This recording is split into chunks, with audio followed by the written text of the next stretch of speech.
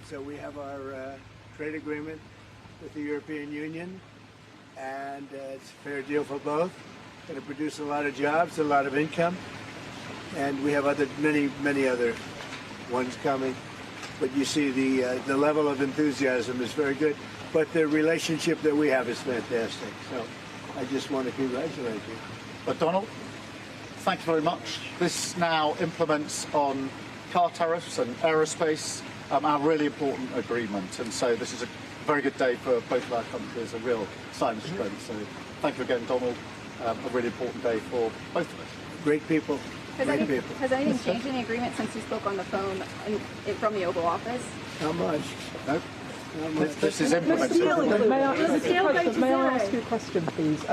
G7 leaders are calling for de-escalation in Israel and Iran, but you are the key to unlocking that. That's right. And here I am. And here you are. Yeah. So can I ask you, sir, have you spoken to Prime Minister Netanyahu? When might you speak to him? I've spoken to everybody. What will you say? Israel is doing very well, as you probably noticed, and I gave Iran 60 days, and they said no, and the 61st you saw what happened. Day 61. So I'm in constant touch, and as I've been saying, I think a deal will be signed, or something will happen, but a deal will be signed.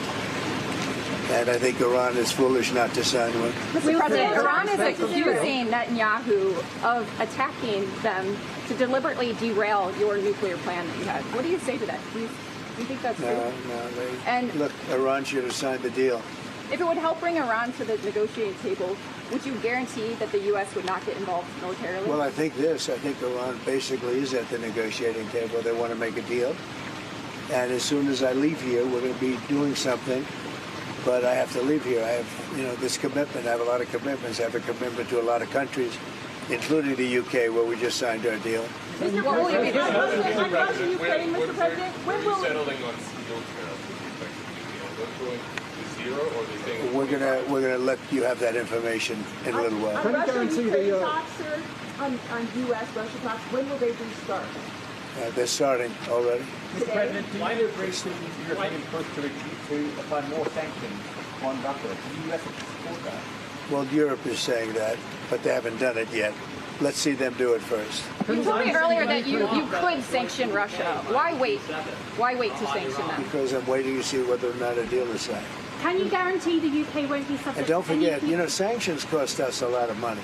When I sanction a country, that costs the U.S. a lot of money, a tremendous amount of money. It's not just let's sign a document.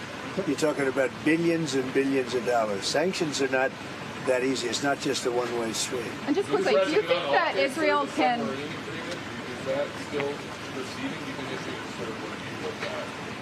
Yeah, we're proceeding with that. It's a really important deal to both of us. I think the President is doing a review. We did a review when we came into government, so that makes good sense to me. But it's a really important... We're very long-time partners and allies and friends, and we've become friends in a short period of time. He's slightly more liberal than I am, to put it mildly. We stand slightly on the left. But for some reason we get along. We make it work. Mr. President, is your Ukraine get in the way of arming Israel? There's quite a few British voters who worry you side more with the Russians over the Ukraine war. Can you reassure British people that is not the case? I just, you know what I side on? Saving lives. I only care about saving lives. We have nothing to do with it except that Biden stupidly let us get into that mess and gave him $350 billion. $350 billion. And yet, despite that, you saw how we did in the Middle East. We took in $5.1 trillion. We have $15 trillion almost, looking around that number, going to be invested in the U.S. So the money is not the thing in this case. It's 5,000 young people are being killed every week in Russia, Ukraine. And if I can stop that, I'll be very happy. They're Ukrainian and they're Russian. So you could say, what am I doing? But I'd like to see if I could stop it. Do you think that Israel can fully eliminate the threat that Iran poses, this nuclear threat that they pose, without the United States military help? Who said that? No, I'm asking if you believe they can without it's irrelevant. Something's going to happen. Have you spoken to the legislators? Traveling to the Mideast as part of any talks if it would help broker a deal? Yeah, but I think we're doing pretty well. We're talking. You don't think We have a thing called a telephone, so we're talking. But it's always better to talk in person. Mr. President, do you want to see regime change in Iran?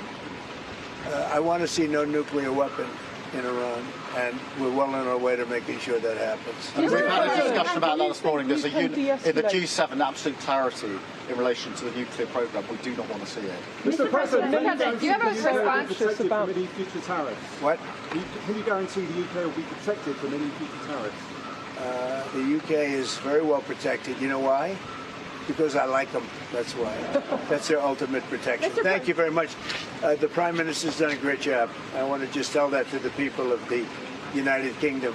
He's done a very, very good job. You know, he's done what other people, they've been talking about this deal for 6 years, right? 6 years. And he's done what they haven't been able to do. So he's done really a very good job. Do you have any response to Tucker Carlson criticizing you, saying that you were complicit in the war? I don't know what Tucker Carlson is saying. Let him go get a television network and say it so that people listen. And quickly, have you Thank spoken to Zelensky before your bilateral?